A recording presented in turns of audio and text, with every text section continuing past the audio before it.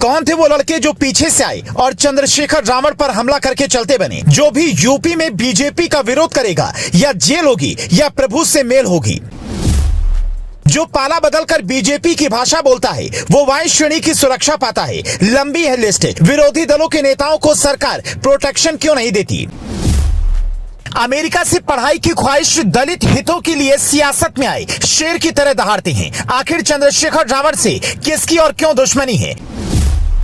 आज जो रिपोर्ट हम आपको दिखाने जा रहे हैं वो आपकी आंखें खोल देंगी। आखिर यूपी में हो क्या रहा है? विपक्षी नेताओं की या तो सुरक्षा वापस ली जाती है या फिर उन्हें कोई ना कोई मुश्किल में छोड़ दिया जाता है। जो बीजेपी का विरोध करता है वो खतरे से खेलता है और जो विरोधी पाला बदलकर विरोधी की भाषा बोलता है उसको XYZ श्रेणी की सुरक्षा मिल जाती है। कुछ ही घंटे पहले सहारनपुर के देवबंद में चंद्रशेखर रावण पर जानलेवा हमला हुआ। गनीमत रही कि वो बाल बाल बच गए और हालत खतरे से बाहर है। कार पर सवार होकर आए हमलावरों ने रावण पर ताबड़तोड़ हमला शुरू कर दिया।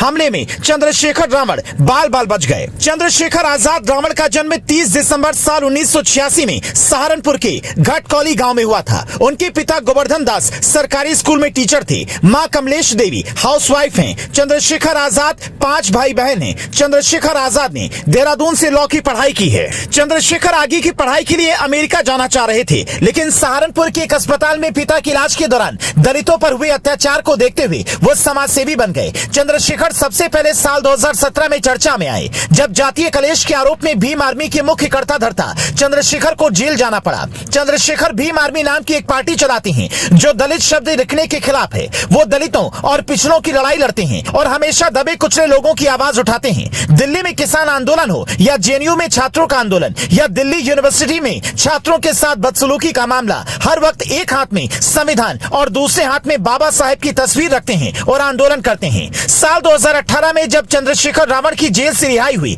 तब उन्होंने वीआईपी सुरक्षा मांगी थी, लेकिन गृह मंत्रालय ने अनदेखा कर दिया। उनके समर्थक उन्हें जेड कैटेगरी की सुरक्षा देने की मांग कर रहे थे, लेकिन चंद्रशेखर आजाद पर हुआ हमला किसी विरोधी दल के नेता पर होने वाली हमले की कोई पहली घटना नहीं है। इससे पहले स्वामी प्रसाद मौर्य कह चुके हैं कि उनकी जान को खतरा है। जब से रामचरितमानस का मौर्य ने विरोध किया तब से वो लगातार सुरक्षा मांग रहे हैं।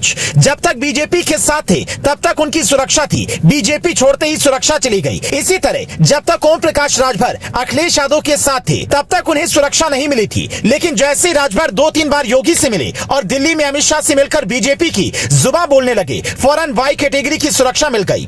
इसी तरह बिहार में भी हुआ। उपेंद्र कुशवाहा जब तक नीतीश कुमार की पार्टी जेडीयू में थे तब तक उनके पास भी कोई सुरक्षा नहीं थी, लेकिन जैसे ही बीजेडीयू छोड़कर बीजेपी में आए उनकी सुरक्षा वाई कैटेगरी की हो गई। अतीक अहमद बीजेपी का विरोध करते थे, निपटा दिए गए।